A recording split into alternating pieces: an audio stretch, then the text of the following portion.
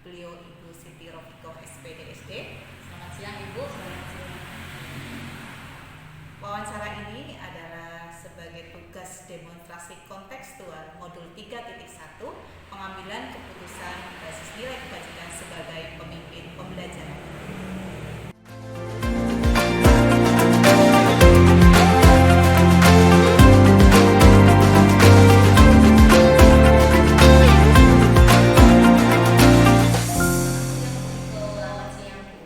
Bagaimana Bu kabarnya hari ini? Alhamdulillah sehat. Alhamdulillah ya Bu, sehat ya?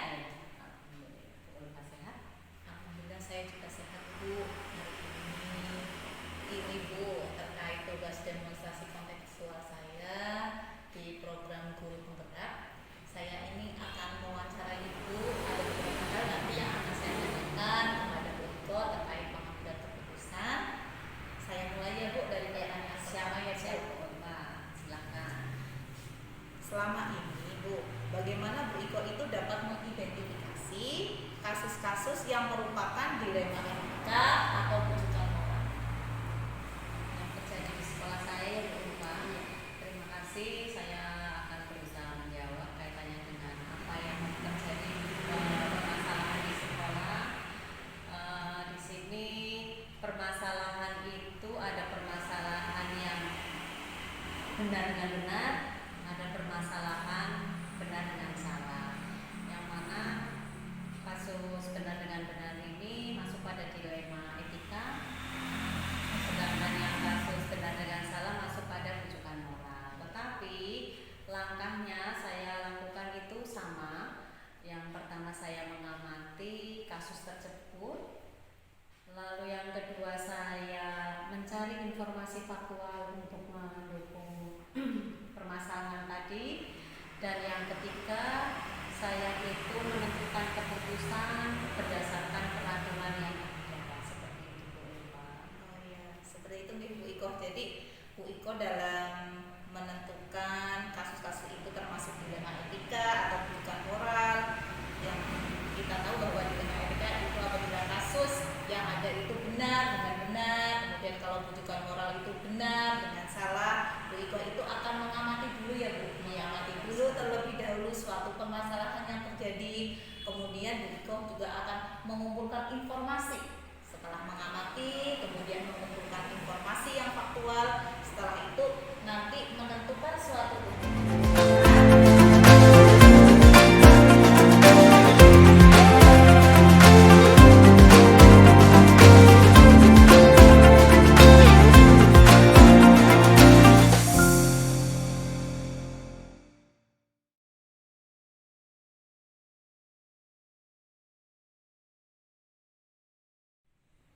pertanyaan selanjutnya ini Bu Iko. Ya. Selama ini bagaimana Ibu menjalankan pengambilan keputusan di sekolahnya Bu Iko, terutama untuk kasus-kasus di mana ada dua kepentingan yang sama-sama benar atau sama-sama mengandung nilai kebajikan. Bagaimana Bu cara mengambil keputusan?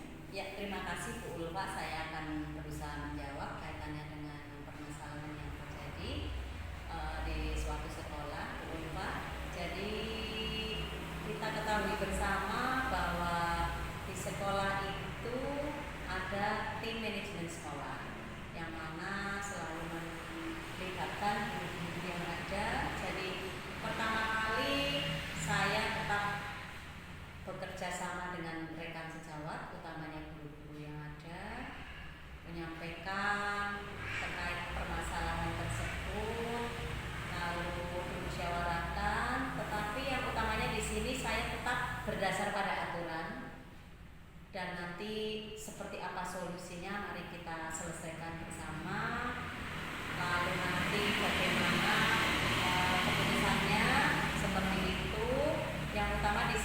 pasti di balik kejadian itu, di balik peristiwa itu pasti ada alasannya seperti itu.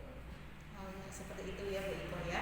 Jadi dalam Bu Iko mengambil keputusan melibatkan rekan sejawat atau bekerja sama atau istilahnya dalam pendidikan guru penggerak itu berkolaborasi Bu dengan tadi seperti yang Ibu sebutkan dengan tim manajemen sekolah, tapi tetap Bu Iko mendasari pengambilan keputusan itu tetap berdasarkan aturan ya Bu. Iya, Tetap berdasarkan aturan dan memastikan bahwa keputusan itu benar-benar dipahami karena selalu ada alasan di balik suatu kejadian. Seperti itu ya Bu. betul sekali.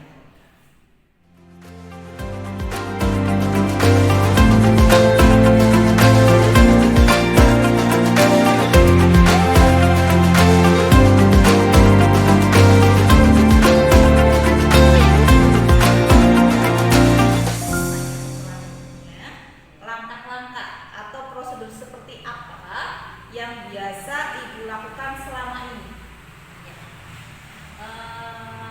Yang pasti Bu Ulfa, saya itu pertama kali mencari informasi terlebih dahulu. Nah, setelah itu nanti saya dari berbagai pihak itu ingin mewawancarai bagaimana dengan adanya peristiwa itu. Nah, setelah itu saya akan menganalisis dari informasi yang saya peroleh tadi dari hasil wawancara. Jadi tadi pertama langkahnya yang Bu Iko ambil adalah mencari informasi terlebih dahulu, kemudian Bu Iko akan melakukan wawancara nih Bu, wawancara dengan berbagai pihak. Lalu setelah itu Bu Iko itu akan menganalisis untuk diambil keputusan yang terbaik. Seperti itu ya.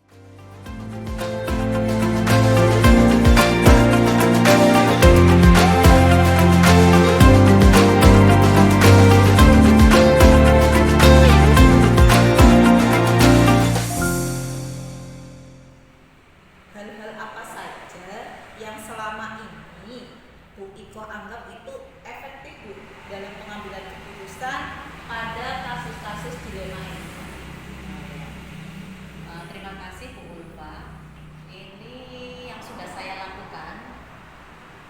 Pertama kali saya itu mengambil keputusannya secara spontanitas, tetapi tetap saya melibatkan tim manajemen sekolah bermusyawarah untuk mengambil keputusan yang terbaik.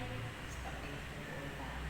Berarti intinya di sini Bu Iko dalam mengambil keputusan terkait kasus-kasus dilema etika, Bu Iko itu akan melakukan dengan spontanitas gitu, spontanitas dengan mengobrol dengan tim manajemen sekolah atau dengan berkolaborasi.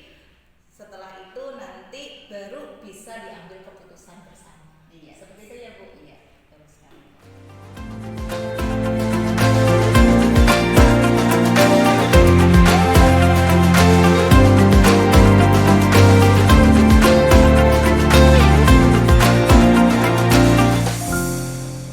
Oh, pertanyaan yang selanjutnya ya Bu. Iya, ya.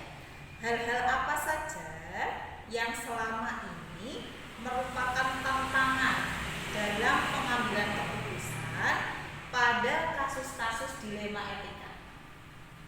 Baik Bu Ulfa, terkait dengan pengambilan tantangan yang dihadapi ya. Ini tantangannya itu kalau dari hasil keputusan itu kurang bisa diterima Bu Ulfa. Jadi itu tantangan yang sangat luar biasa. Saya harus bisa meyakinkan bagaimana supaya pengambilan keputusan tadi bisa diterima seperti itu. Jadi Bu Iko, tantangan yang dihadapi oleh Bu Iko dalam pengambilan keputusan itu apabila keputusan yang sudah diputuskan itu kurang bisa diterima ya Bu? Iya, betul. Kurang bisa diterima, tentu apabila keputusan yang kita buat itu tidak diterima, kita harus bisa meyakinkan. Iya. Harus bisa meyakinkan orang-orang yang terlibat dengan keputusan kita ya Bu. Seperti itu ya Bu. Betul.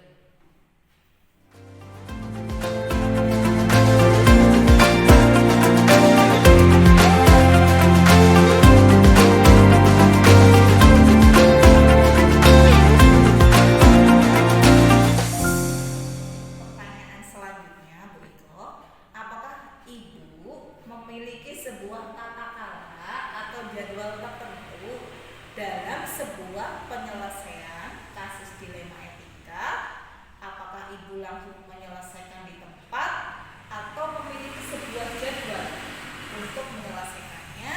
Kemudian kalau ada jadwalnya, bentuk atau prosedur seperti apa yang Bu Iko jalankan? Kalau selama ini yang saya hadapi Bu Ulfa, jadwal yang tertentu tidak ada. Tapi jika ada peristiwa yang terjadi, itu bagaimana kita segera untuk mencari solusinya, tidak terlalu lama seperti itu. Jadi Bu Iko itu tidak punya jadwal tertentu ya Bu dalam menyelesaikan masalah, hanya spontanitas istilahnya seperti itu ya Bu, diselesaikan. Yang penting permasalahannya bisa diselesaikan dengan baik dan tidak terlalu lama.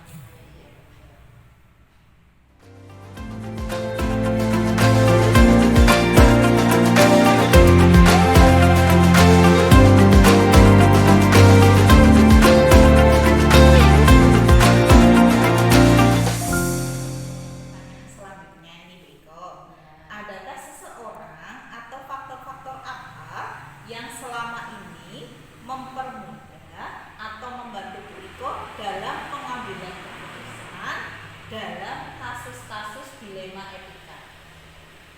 Ya, terima kasih Bu Ulfa. Terkait dengan itu, seperti di awal sudah saya sampaikan, karena kita di sekolah pasti ada tim manajemen sekolah. Jadi saya selalu melibatkan tim manajemen sekolah sebagai rekan sejawat untuk mengatasi permasalahan yang ada, bagaimana solusinya.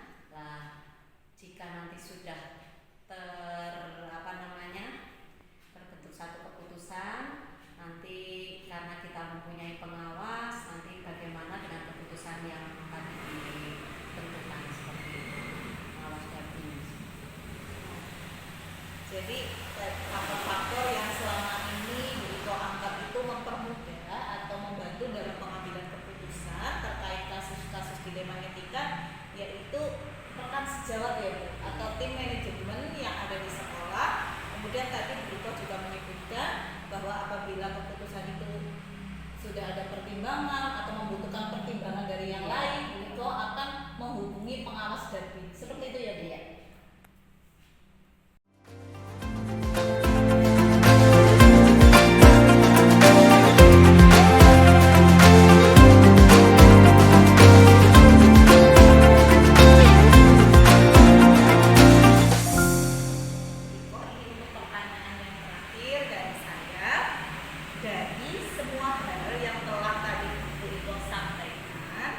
Pembelajaran apa yang dapat Bu Iko petik dari pengalaman Bu Iko dalam mengambil keputusan dilema etika? Tentunya dari berbagai kejadian Bu Ulfa, itu ada hikmahnya. Hikmahnya bagi utamanya diri saya dan tentunya rekan sejawat. Nah, dari berbagai kejadian itu kita ingat lagi bahwa pengalaman adalah guru yang terbaik. Seperti itu Bu Ulfa.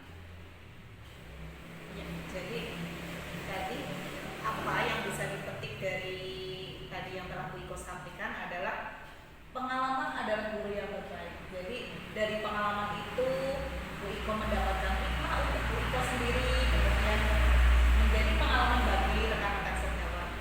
Dan kalau bisa di sini saya tambahkan, semakin kita mengambil keputusan menjadi lebih dewasa, karena memang kita hidup tidak lepas dari masalah yang seperti biasanya wawancara terkait tugas demonstrasi kontekstual modul 3.1 tentang pengambilan keputusan berbasis nilai kebajikan sebagai pemimpin pembelajaran.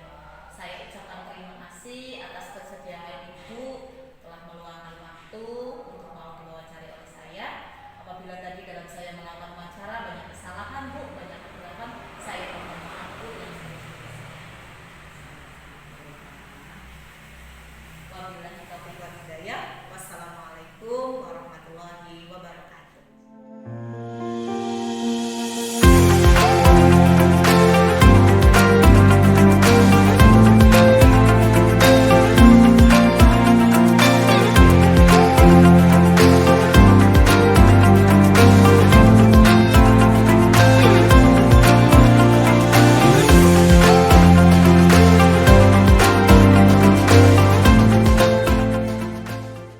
Assalamualaikum warahmatullahi wabarakatuh. Perkenalkan, nama saya Maria Ulfa, CGB Angkatan 8 dari Kabupaten Kebumen. Hari ini saya akan mewawancarai Kepala Sekolah SDN 3 Krakal, beliau Bapak Sarifuddin MPD. Saya mewawancarai Bapak Sarif terkait tugas demonstrasi kontekstual saya di modul 3.1, pengambilan keputusan berbasis nilai-nilai kebajikan sebagai seorang pemimpin.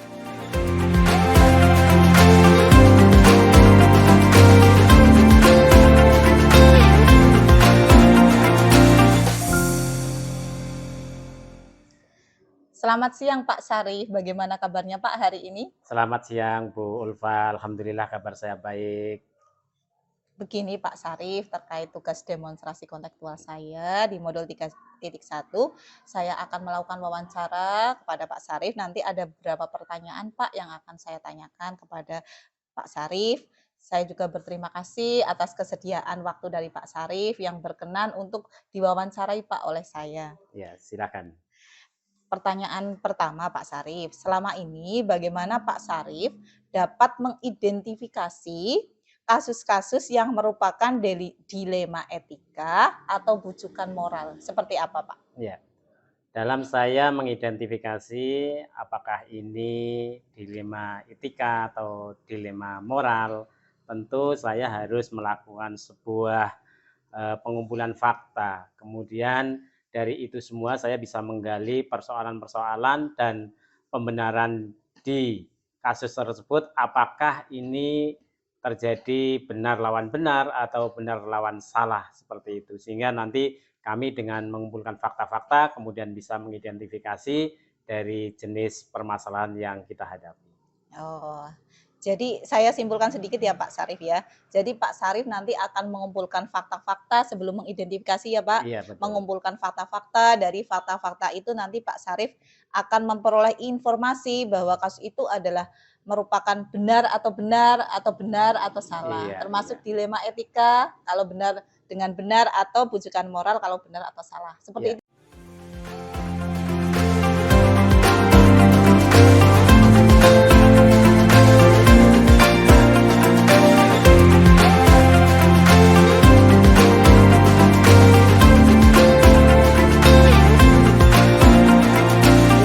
Sarif atas jawabannya. Saya lanjutkan pertanyaan yang kedua, Pak. Selama ini bagaimana Pak Sarif menjalankan pengambilan keputusan di sekolahnya Pak Sarif, terutama Pak, untuk kasus-kasus di mana ada dua kepentingan yang sama-sama benar atau sama-sama mengandung nilai kebajikan? Baik, saya melakukan mengambil sebuah keputusan, tentu saya awali dengan mempertimbangkan nilai-nilai kebajikan yang kita terapkan. Kemudian di samping itu juga kami memperhatikan pandangan-pandangan dari rekan sejawat. Setelah itu ya kita musyawarahkan bersama untuk bisa mendapatkan sebuah solusi dari permasalahan atau persoalan yang ada, Bu Ulfa. Oh iya. Saya kuatkan sedikit ya Pak, berarti tadi Pak Sarif dalam mengambil keputusan di sekolahnya Pak Sarif, yang pertama Pak Sarif akan mempertimbangkan nilai-nilai kebajikan, kemudian dari situ nanti Pak Sarif juga menggali dari rekan-rekan untuk membahas atau dengan rekan sejawat memandang seperti itu ya Pak, Betul, pandangan terhadap iya. kasus itu, kemudian nanti Pak Sarif melakukan musyawarah sebelum nanti diambil keputusan yang tepat gitu Pak, seperti itu ya? Betul sekali. Ya.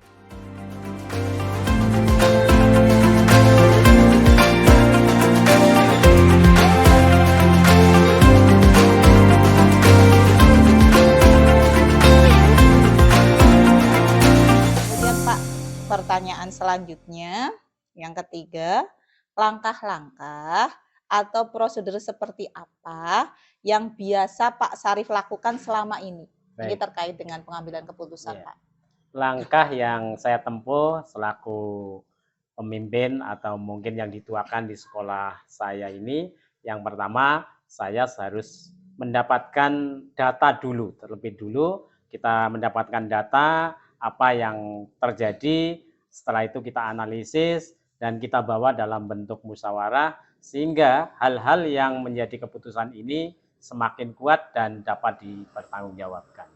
Ya, berarti langkah-langkah yang Pak Sarif lakukan selama ini, jadi Pak Sarif mengumpulkan data-data dulu, kemudian dianalisis, kemudian nanti setelah dianalisis di dalam musyawarah nanti supaya keputusannya nanti bisa menjadi keputusan yang bertanggung jawab, yang bijak seperti itu ya Pak? Ya, betul sekali.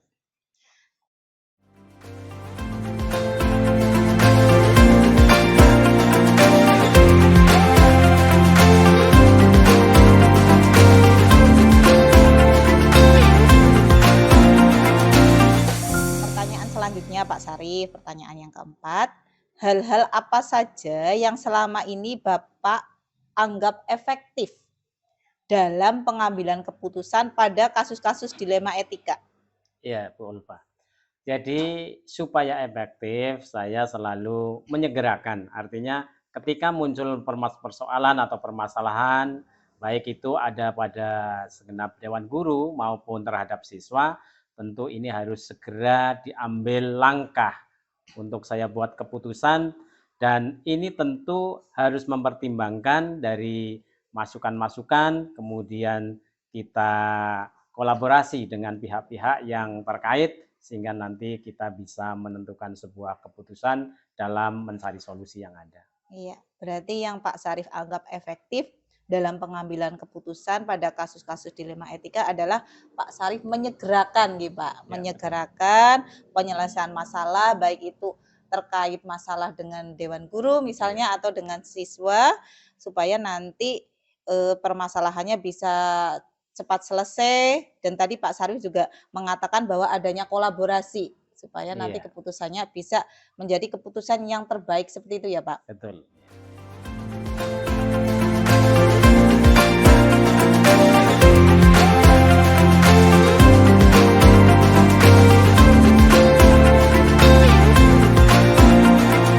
Kemudian pertanyaan yang kelima, hal-hal apa saja yang selama ini merupakan tantangan dalam pengambilan keputusan pada kasus-kasus dilema etika?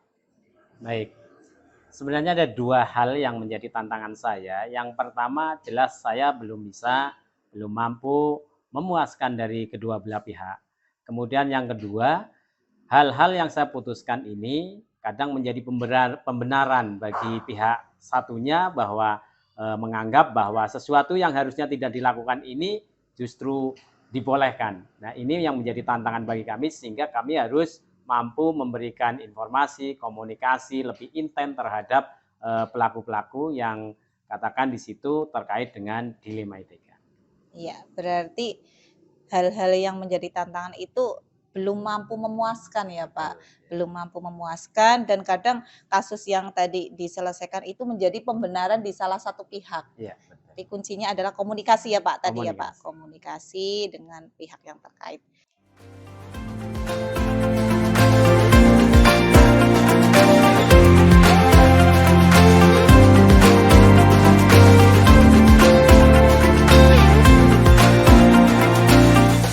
Terima kasih Pak atas jawabannya. Saya lanjutkan Pak, pertanyaan yang keenam.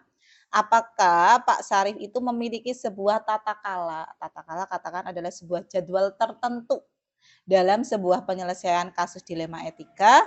Apakah Pak Sarif itu langsung menyelesaikan di tempat atau memiliki sebuah jadwal untuk menyelesaikannya? Kalau iya, bentuk atau prosedur seperti apa yang Pak Sarif jalankan? Baik. Kalau jadwal atau tata kala secara persis memang belum kita siapkan. Tetapi kami berprinsip bahwa sesuatu yang terjadi dalam persoalan baik dilema ITK maupun dilema moral, tentu kita harus segera mungkin, spontan langsung kita selesaikan, hanya memang kita membutuhkan waktu. Misalnya kita siapkan 3 hari, hari pertama sebagai pengumpulan data, kemudian hari kedua kita lakukan komunikasi dengan yang bersangkutan, dan hari ketiga ini menjadikan nanti untuk membentuk atau mengambil kesimpulan menjadi sebuah keputusan. Iya. Jadi Pak Sarif belum ada ya Pak jadwal Iya. tersendiri, belum ada.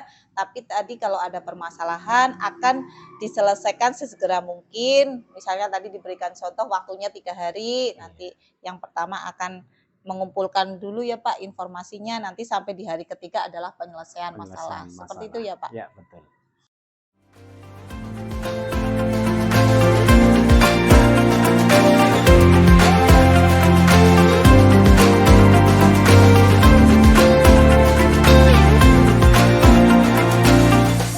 Kemudian Pak, pertanyaan yang ketujuh, adakah seseorang atau faktor-faktor apa yang selama ini mempermudah atau membantu Pak Syarif dalam pengambilan keputusan dalam kasus-kasus dilema etika? Ya, ada beberapa rekan sejawat yang saya anggap dapat membantu saya untuk menyelesaikan sebuah persoalan kaitannya dengan dilema etika ini.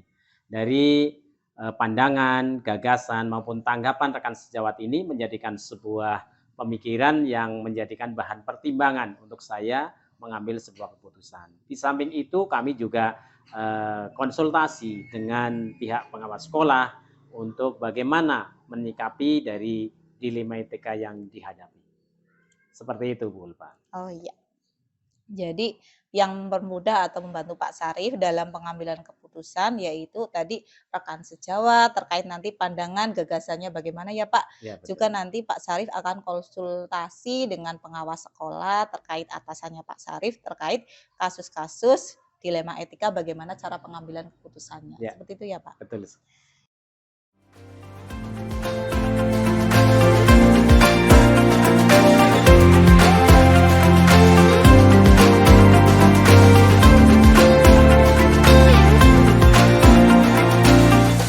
Ini pertanyaan yang terakhir Pak, pertanyaan yang ke-8. Dari semua hal yang tadi telah Pak Syarif sampaikan, dari pertanyaan yang pertama sampai ke-7 Pak, pembelajaran apa yang Pak Syarif bisa petik dari pengalaman Pak Syarif dalam mengambil keputusan dilema etika?